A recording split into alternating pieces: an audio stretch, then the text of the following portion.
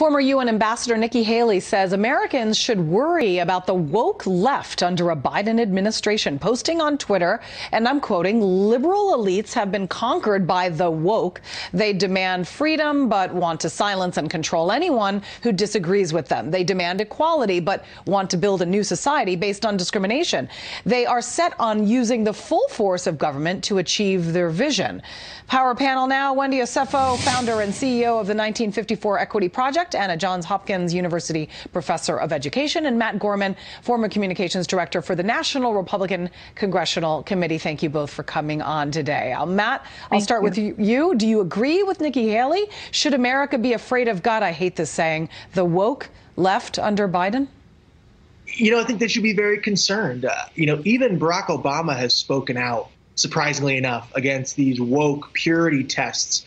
And you see this a lot with young people. And I'm concerned that Joe Biden, whether he agrees with it or not personally, will encourage these voices in his party, or at least look the other way. That is one thing where Republicans criticize Biden as being a vessel of the far left. This is one of those things that they meant. Wendy, Haley says the woke group wants to use the full force of the government to achieve its radical goals. She says that the left is pushing an anti-American worldview, she calls it, in classrooms, strong-arming companies into making decisions based on politics, while big tech companies continue to censor conservative views. Does she make a point? Do you agree with any of that? No, I actually do not agree with any of that. I think it's really telling and really disheartening that Nikki Haley thinks that something is radical if a group of Americans are demanding equality and equity. There's nothing radical about that. There's nothing anti-American about that.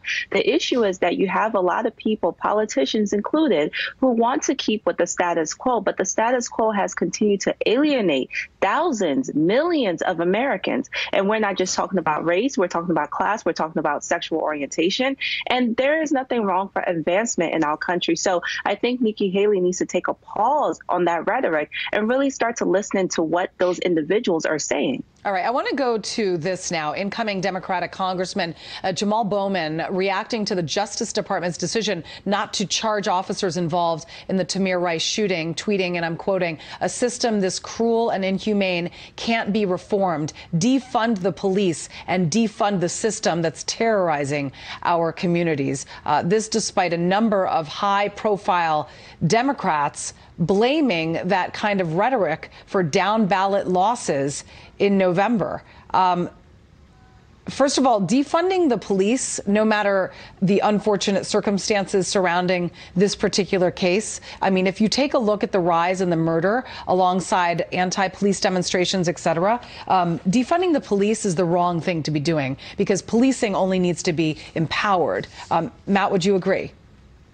I would. And what I would like Congressman-elect Bowman to do is to go down to Nashville and tell those people that were evacuated by those 6 cops on Christmas morning. You were on the air, Julie. I was watching how they were terrorizing their own communities. Look, I've been a part of the House races. I guarantee you, and I know this for a fact from the polling, the defund movement was what helped a lot of Republican House candidates, especially in suburban areas, California and other places, win, and why the GOP won so many seats unexpectedly on Election Day. It was a very big factor. Wendy, 9 cities with some of America's largest murder rate increases in this country actually hosted Black Lives Matter and defund the police protests and rioting, which led to less proactive policing. So then why would anyone in their right mind start talking defunding the police after, like Matt just brought up, Nashville and other circumstances where the police are needed so desperately? Because there's a pattern and practice within the police force that continues to harm Black and brown people. That's why.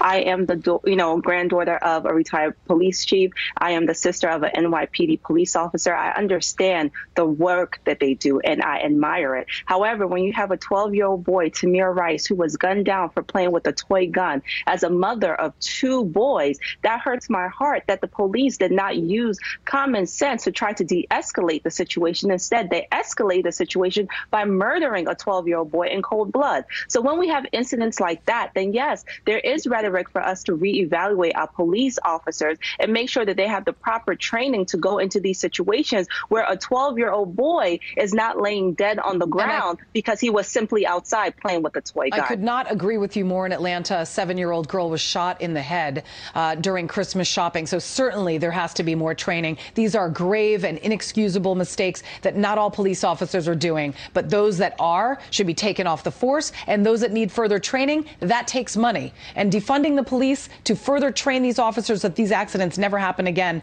is just, I mean, that's just not how you train people. You need the funds. But Wendy Osefo, Matt Gorman, thank you both for coming on, and Happy New Year to you both. Thank you. Same to you.